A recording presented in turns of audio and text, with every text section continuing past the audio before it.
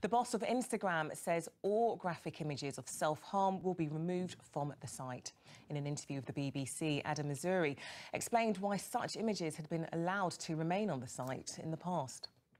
So historically, we have allowed content related to self-harm that's admission, because people sometimes need to tell their story, but we haven't allowed anything that promoted self-harm. But moving forward, actually, we're going to change our policy to not allow any graphic images of self-harm, whether or not it's admission or promotion. Well, a real development from Instagram there. To discuss this a little bit more, we've got Layla Preston, who's a mum and author of online magazine Motherhood Diaries, Andy Burrows, who's the head of child safety online at the NSPCC, and social media influencer Amy Neville. Good evening to you all. Andy, first I want to get reaction to this just late, very breaking news or very new development from Instagram here. Yeah. What do you think? Is this the right step forward? Are you expecting Instagram to make this move? Well, we met with Instagram earlier today where they told us that they would be making this change.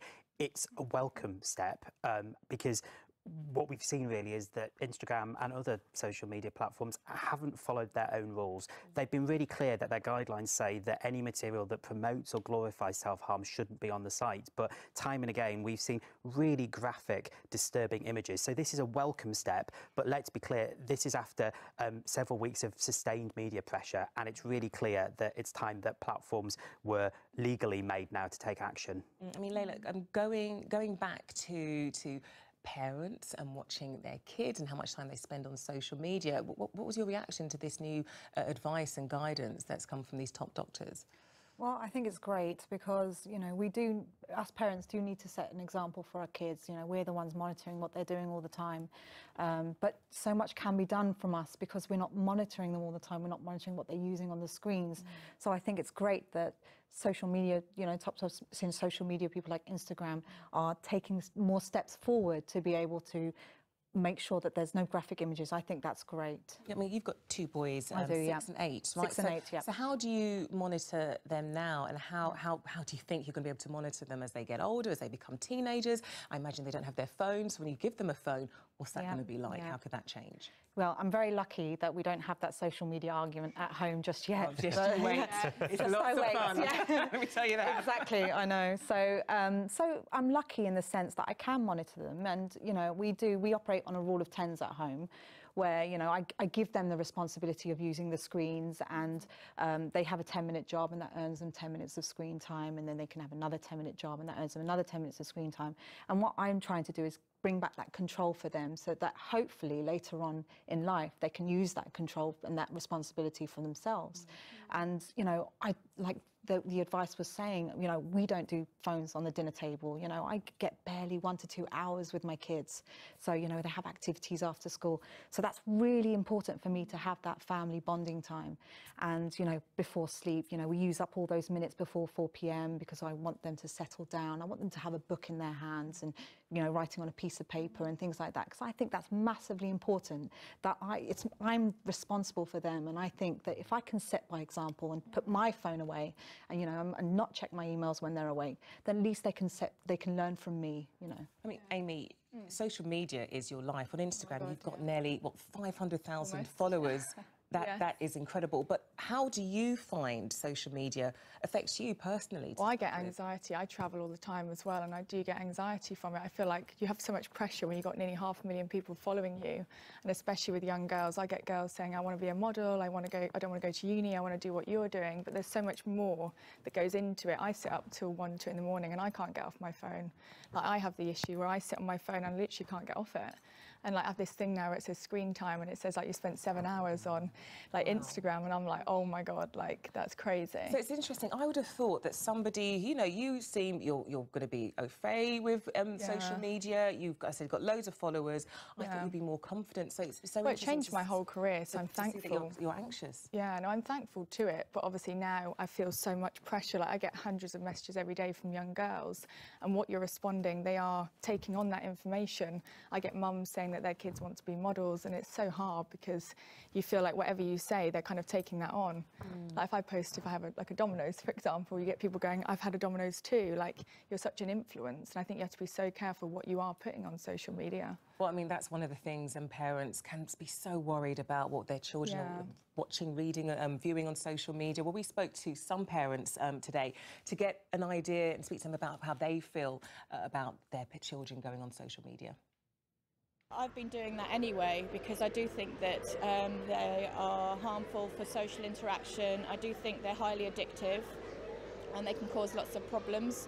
I wouldn't agree with having tablet all the time with them, and you know, it's just, yeah, it's not really good for their development, and plus it's not good for, you know, their brains. Limiting the time from the screen also enables them to socialise and to understand each other better. Not really sure why they've had to suddenly bring in guidelines that most people know they shouldn't be putting. I mean, how old is the thing of don't watch TV before bed? Why would an iPad be any different or a phone be any different?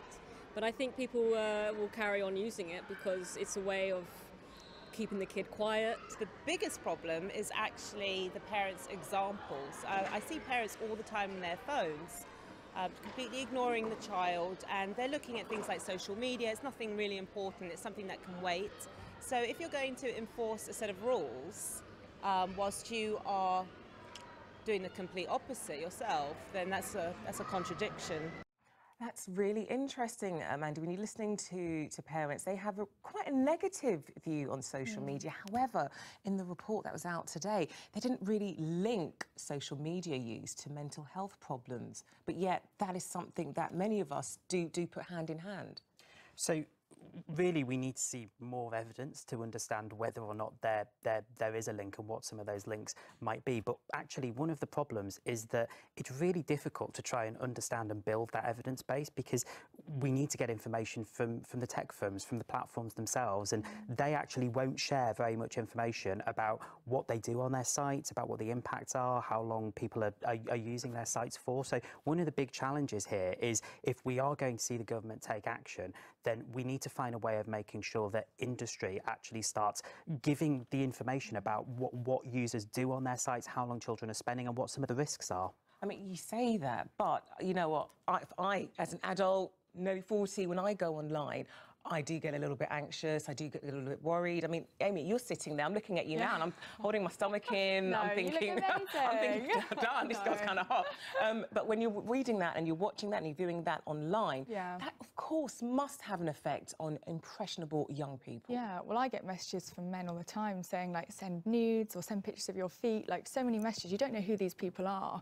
And you think if that's, obviously I've got a bigger following, but some young girls who are teenagers can get messages from people, and what if they feel influenced to say, do you know what, I might send a picture back? Like, I've been a 16-year-old girl and I was quite not shy, and I didn't. You could probably just easily send a message back. And that's a really huge problem, you know. So our research has shown that 1 in 20 primary school children have had have been sent a sexual picture by an adult. I have. So when I was on it's Snapchat, I shocking. had pictures of men doing weird things, like a lot, and I didn't have a big following then. So you just think, like, what are these girls getting sent?